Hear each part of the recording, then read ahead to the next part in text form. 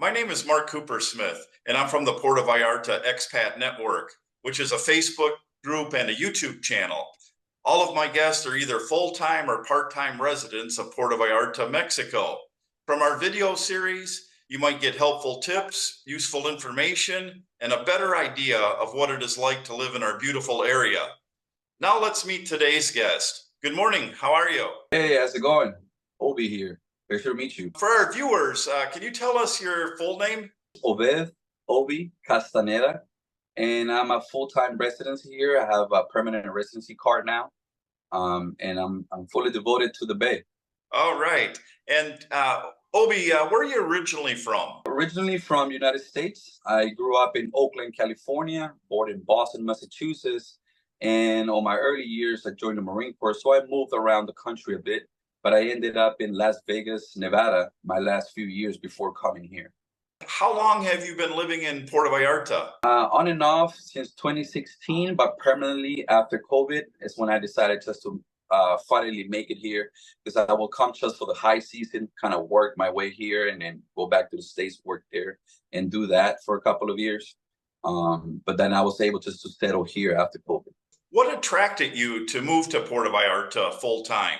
The opportunities presented in the Bay. I think that because of the growth it has had post-pandemic, it's been an incredible opportunity for a lot of entrepreneurs that are looking to just different markets and different outlets of making a living, being here and seeing how big our community has grown from 600,000 before pandemic to 2.2 million now here in the Bay. So we have a huge community that needs catering, it needs services, it needs somebody to help them out and look after them. And me being a previous veteran, Marine Corps veteran, I really enjoy helping others, you know. So this was part of what I do here as a tour guide, is provide services to those in need that has questions, that may have a cultural or language gap that I can bridge and, you know, just ease it down for a lot of our visitors here. What do you enjoy about living here? Sunsets. Sunsets are incredible here. Different colors that I've never seen before. And most than anything, just the people and the culture. Everybody's really welcoming, opening arms. Everybody seems to be in vacation mode, and I like that a lot. What sort of challenges have you run into living in Puerto Vallarta? I think it's the culture. The mentality of many people here is very different because they're more calm, opposed to how the rat race could be in the United States. Here, everybody does things very informal. They go by word, as opposed to a contract or something that could make it formal. They do a lot of things like that, but it's all a cultural thing that they got used to do because of how comfort they are. So for me, learning those things were the most challenging things. That, okay, you're gonna do this informal, can I trust you? It's like, you know, in the United States, we're very iffy about who we trust and let in our circle. And here, they're just so welcoming that sometimes it could feel like, oh, what's going on here? And that adjustment, cultural clash I had was probably the one thing I would say that it was hard for me to adjust to. And can you tell our guest, you mentioned that you're a tour guide, but it's more than just that. Can you tell everyone what it is exactly you do here in Puerto Vallarta? When I got here, I was invited to go horseback riding. A friend owned a ranch and they owned a few horses, and he told me, hey, you're invited. If you want to live the experience, I invite you. And I'm like, okay, I'll do it. I've never ridden a horse before in my life. So I went and tried that experience, but the tour guide didn't show up. So my friend asked me to help him out and translate. And that day was the first day I found out that tourism was an industry. And I fell in love since the first day. The people that I met, the experience that I had, it was very, very rewarding, not only economically, but on my heart. I felt like I had done something to give back to my community and to those that are from the United States, and I'm giving back, or foreigners overall. And it really sucked me in. Like it pushed me to become eventually certified by the University of Guadalajara in tourism. So right now I started a company called Obie Tours, and I'm helping all veterans from all different parts of the world, not just our country or Canadians. It's been Australians, it's been Nicaraguenses, Salvadorians. My parents' side are from Central America. So for me to correlate all the history I've learned and transmit that to people, it's what makes me really different than everybody else. And being a tour guide, being certified more than anything, I can go from Tijuana all the way down to Guatemala and guide you through the entire country. Certified legally with insurances, all the documentation like a good Marine should do, like a good veteran knows meticulously about what we do and very disciplined on how we do our things. So it's very different in how I operate to many informalities that you will come across in Mexico. Well, thank you, Obie. And for our viewers, continue to watch the video. We're going to have all the contact information, how to get a hold of Obie and set up a tour. And he's definitely the guy you want to see when you're in Puerto Vallarta. He knows the area inside and out, all the good spots to go to, the best beaches, the best tours around town.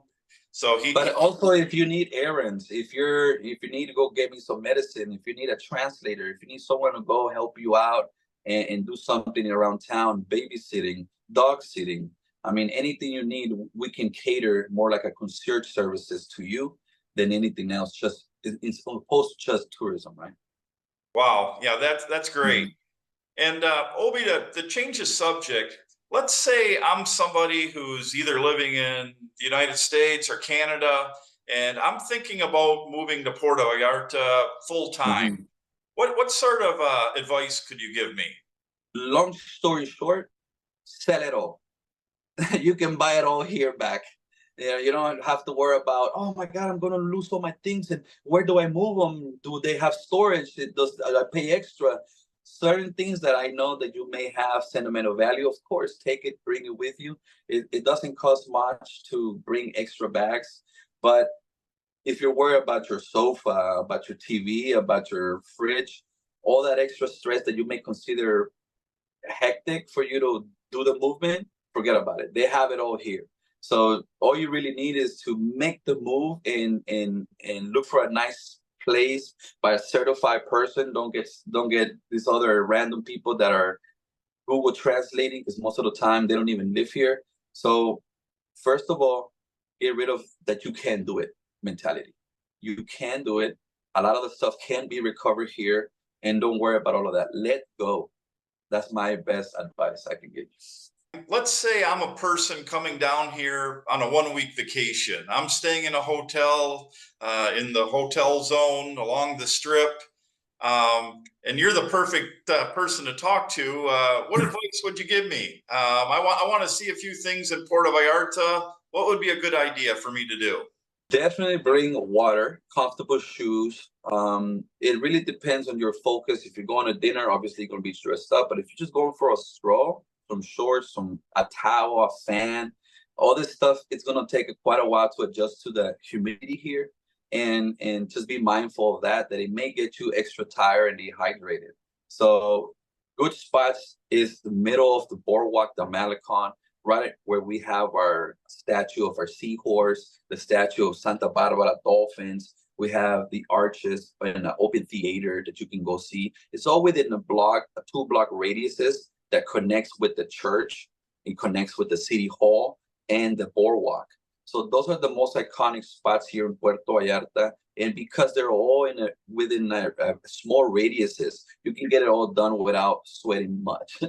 And that's the key thing, is seeing the most that you can without really wearing yourself out, because it's a big bay. It's the 7th largest bay in the Pacific coast. So there's a lot to see. So definitely take your time. And when you do it, right proper hours and hydration, very important.